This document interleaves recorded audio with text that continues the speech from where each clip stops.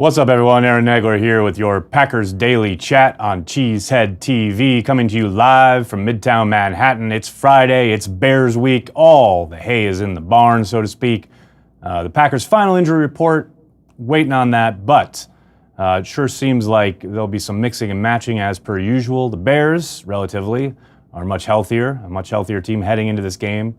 However, they did have to place their starting slot corner on IR this week, so perhaps that opens up something for Randall Cobb and company in the slot. Hello to everybody on the chat. Good to see everyone. Good afternoon, Brett. Thanks for jumping in. Kevin starts us off with, win or lose, I don't want to see this team quit. And I think that is extremely well said. This is a team that's been, on the balance, pretty darn disappointing this year. And to see that they can go into Soldier Field, led by an interim head coach, and put up a fight is about all I really care about. I don't think this is a game they can win easily. I do think this is a game that they can win. I do think the odds favor the Bears. They are the better team. They are the healthier team. They have the better defense, et cetera, et cetera, et cetera. But Aaron Rodgers can obliterate all of that if he plays, as we've seen him play throughout the years, against the Bears, against this team. I'm not saying it's going to happen, but it absolutely can. And no one should be surprised if it does. Hello, Randy, Eric, Josh, what's up? Breland playing Sunday? Don't know for sure yet. It's trending in that direction, but we'll see. I saw that Ty, your daughter's recital. Yes, my daughter had her annual piano recital today, and I came straight from there to the studio. I want one away win. Katie, I mean, right? Would it be so much to ask to just win one game away from the friendly confines of Lambeau Field? It's a bit of a black mark on the team, obviously. And what better way to break that seal than to go down to Soldier Field and whoop up on the Bears? Are we seeing different calls with his new coach? Anthony, I think we certainly saw a change in philosophy early on against the Falcons. As the game wore on, it seemed like they kind of got back to a lot of what they had been doing throughout the year, but certainly the opening thoughts, as McCarthy used to call them, or the opening sequences, I thought they were great. I thought they got the ball out of Aaron's hands quickly, as I've been asking them to do all year, and I think the recipe for Sunday needs to be more of the same. No matter who's playing up front, and it is trending towards Lane Taylor being able to go, so the big question is Bulaga at right tackle. I just think whoever's out there, they got to get Aaron Rodgers to get the ball out of his hands as quickly as possible each and every down. And I know I saw someone on yesterday's video on YouTube in the comments section saying it's not as easy as just getting the ball out of your hands quickly, etc. Of course it's not. When you say that as an analyst, you're talking about overall game plan. You're talking about the main thrust of your attack. It's not a question of you've got to do this every single down. Of course you're not going to do it every single snap, but for the most part, the gist, the thrust of your game plan needs to be quick slants, smoke screens, regular, traditional screens, the quick comebacks, the dig routes, instead of what we saw from the Rams last week, which was tons of deep 15, 20-yard routes that just begged for the offensive line to have itself walked into the quarterback's lap, which is what happened repeatedly, which is pretty much what we've seen from McCarthy and Rodgers for the last year and a half, 2 years. So when I talk about the quick passing game, no, of course they're not going to do that down in and down out. But they can do it predominantly, and they can do it effectively and efficiently. I don't think that's too much to ask. In fact, we've seen the Patriots operate that way through entire games. It can be done. Any thoughts on Baltimore Ravens national scout Milt Hendrickson? Yes, Martin, I saw the report from Bob McGinn saying that he will be coming on board as the assistant GM. Brian Gutekunst tried to get him last year when he was putting together his staff, and Ozzie Newsome refused permission to speak, but apparently his contract's getting up or something, so he'll be coming to Green Bay. I don't know too much about him. I know that Gutekunst and he have a deep history together. They're friendly, obviously. We'll see. Do they still have a chance to make the playoffs? Andrew, yes. Yes, they do, albeit a very slim one. They need to win the remaining 3 games, starting with Sunday in Chicago. And then after that, they need a whole bunch of help. They need the Vikings to lose 2 out of 3. That's just to start. And then they have a whole bunch of other teams they need to lose. So just worry, right? My advice right now is to just worry about Sunday. Because if they can't win Sunday, none of it matters. But Sunday is a big one. Obviously, it's the Bears. Obviously, it's tradition. It's history. But for this team in 2018, it's everything. They have to win this game. What time is the Madden preview? Michael will be doing Madden preview probably around 4:30 Eastern. We'll see. It's up to Gaff how quickly our producer Gaff can turn the studio around. I have faith in him, though. We'll see. Love your work. Thanks, Big Mike. That's very nice of you to say. I get a lot of hate, so it's always nice when someone says something complimentary. Thank you. More 50-50 balls this week. Daniel, I wouldn't categorize it as more actual classic 50-50 balls where he's thrown it up and letting his wide receiver go make a play, but I do think you'll see a few more, what does Rodgers like to call them? Not smart chances. He has a kind of phrase that he used a couple years ago.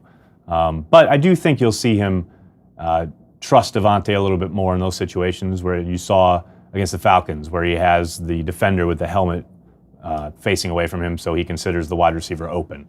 I think you may see a few more of those kind of throws. How important is EQ in this game? Daniel, I think all of the wide receivers are going to have to step up. This is a great secondary the Bears have. They obviously take the ball away better than pretty much anyone in the league. I think EQ is important. I do think this is a game where Randall Cobb needs to come to work and really needs to shine because with, not an opening, but with the Bears weakened in the slot, the middle of the field, I'm not going to say it should be available to them, but they should be able to make something happen there. And whether that's Randall Cobb, whether it's Devontae Adams, whoever they put, whether it's a tight end, whoever they put in there, I think they can make they can make a little hay there. Now, all of that said, I still think they have to be effective outside. You're still going against Amukamara and Fuller. Cobb and Devontae Adams have had pretty good games against Fuller over the years, so I would look for one of those two guys to get matched, the Packers to try to get one of those two guys matched up on Fuller and see what they can do. Coaches should be dressed like you on the sidelines. I agree. I know it's never going to happen. I know a few did. I know Mike Nolan did for a bit, and who was it down in Jacksonville? The old Raider coach who was down there for a while. But a few coaches have. They don't because they have to wear apparel because the NFL has an apparel contract. So that's why everyone looks like they're rolling out of bed and going to the gym. Thoughts on how we can stop the Bears' run game? They have two backs that seem pretty shifty and fast. Yeah, Mark, it's funny because Tariq Cohen is the one who really scares me, always has been. Leading up that Week 1 game, I said he's the one guy who really could blow the game open. You saw against the Rams what a good job they did. They did a lot of what they call pin and pull, where they pin down the interior and then they pull a guard to come out and lead the way, so to speak. They did a really good job with that action a couple of times against the Rams, hit them for a couple big gainers. I think it's funny because I think that's the kind of thing that teams have used to try and take advantage of Mike Daniels. I don't know if they'll try to go that route against Tyler Lancaster and company, but obviously Kenny Clark can expect a long day inside. He's going to be the focal point of whatever they do up front, whether it's in the run game, whether it's trying to protect the quarterback. They're going to be doubling him a lot because you look at that defensive front for the Packers, it's not like you're scared of Lowry or Lancaster or Montravius Adams. You're not worrying about those guys. You're not staying up at night. Kenny Clark, that's the guy you're worried about. So you can definitely expect lots of attention going his way. How can we stop Mac? Julian, getting the ball out of Aaron Rodgers' hands as soon as possible. Expedited shipping from the quarterback's hands to the wide receiver. Obviously, running the football helps. Running the football at Mac is always a good idea. That's a tried and true, it's football 101. Run at the pass rushers. Now, it's not always going to be effective, and it's not always going to get you big yardage, even medium yardage or little yardage. But keeping him contained, keeping him kind of guessing, so to speak, is always a good idea. And I'll say this. I think the number one way they can try and limit what Mac's able to do and his ability to take over the game is to go up tempo. You saw how effective that was in week 1. Obviously, we're in a very different situation now. Mac has clearly rounded into shape and is playing well, but I still think that's their best ability, their best weapon against the Bears pass rush. It's one thing to do what the Rams did, where they would complete a pass and then get up to the line of scrimmage quickly and then take their time getting into whatever call. I think you need to go traditional, almost no huddle, almost up-tempo no huddle, where you got to make those defensive linemen start sucking some wind. And it's the kind of week where if I'm the coach, I'm running my guys all day, every day, and saying, look, you're going to need to dig deep. You're going to need to be going. We can't stop. This is a fast break offense this week. And that doesn't necessarily mean they're throwing it all over the yard, but the tempo has got to be quick to mitigate the ability and the legs for the Bears pass rush. Do you think Joe will be aggressive on 4th down if need be? That's a really good question. I'm not sure. I would suspect so, but you never know. I mean, hell, he was aggressive as hell with the challenge flag there on the first drive on Sunday, so I guess anything's possible. Let's see what's happening on Twitter. Andy starting us off with, of all the assistant coaches, we've given Pettine lots of airtime. Which do you believe are the most valuable that should be given strong consideration by the next head coach? In my opinion, James Campen is among the best O-line coaches and would be hard to upgrade. Andy, that's a really good point. And I like Campen as a coach. I think he's great. I think a lot of it will depend on who they bring in. And I know that's a really boring answer, but a lot of this comes down to relationships in the league. Not always, but a lot of the time. I do think Campen would definitely warrant consideration. You guys know my affinity for Joe Witt Jr. I think he should be given consideration. But ultimately, it doesn't really matter. What those guys have put on their resume is all well and good, but it's much more about relationships. And that's who, more than anything, that's who the next coach will be looking at. It's guys he's familiar with. If Packers get in and Packers win a playoff game or 2 or 4, does that mean Philbin for sure stays? No, not necessarily. I mean, if he gets them to the Super Bowl and they win in a blowout, that's about the one thing I can imagine locking him into the job. But we all know that's not going to happen. We all know, except for Corey Banke. He thinks that's going to happen. Since the Packers are a long shot right now, I think I am all in on the Bolts this year. Rivers has 9 kids and needs a Lombardi so he can retire, stay home, and finally learn all their names. That ain't nice. He knows all their names. And I love Phil Rivers. I mean, you look at that throw on 4th and 7 last night, that is a baller right there, my friends. That is a guy who's unafraid. And that's a guy who probably has, 9 kids at home and is like, I got mouths to feed. I got to win this game. I don't know. I love Phil Rivers. And I hear you on the Bolts. Hey, my preseason Super Bowl pick was Packers-Chargers, so I'm kind of halfway feeling all right about it. Let's head back over to the live chats, see what's going on over here. Who do you think has a bigger impact this game, EQ, MVS, or Kumaro? Would you expect the impact to come primarily from the slot? Sean, yes, I think the slot is where they need to attack. As far as those 3, it's interesting. EQ has definitely gotten a bit more run as of late, but it could be any one of those guys. Now, Kumaro hasn't exactly gotten on the field a ton, but I think, more than anything, I would love this week to be the week where he suddenly sees a lot of time. Maybe they find a matchup that they like. But of those 3, I would think, if you look at the past kind of 2 or 3 games, you would tend to think EQ would be the guy they would go to out of those 3. Do you think Josh Jackson comes back to life? And if he doesn't, do you think Trubisky exploits him? I don't know about Trubisky's ability to exploit anybody at this point. I do think he's got a lot of talent. I think he can be a really good quarterback in this league, but he's got a lot to work on. So that was an ugly game he played against the Rams. That said, I think Jackson, we all know his issues. He's got to stop grabbing guys. He's got to stop holding people. Everything past the 5-yard line is an adventure at this point with Jackson. That's something he has got to figure out this offseason, if not this weekend. Rodgers will throw another game to make sure Philbin isn't coached. Timas, that's cold. That is cold.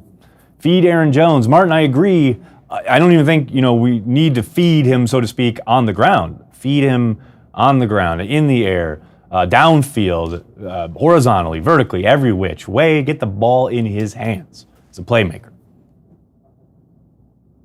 Of all the potential candidates to be the next head coach, why is it that Carmichael gets overlooked? Sebastian, I don't think he gets overlooked. I just think he's not probably your top 5 ESPN dudes or NFL Network guys that, when they put up their graphics or they talk about the openings. But I think most people who follow the Packers in the NFL consider Carmichael a legit possibility. He's been with the Saints for a long time, worked with Sean Payton and Drew Brees for a long time.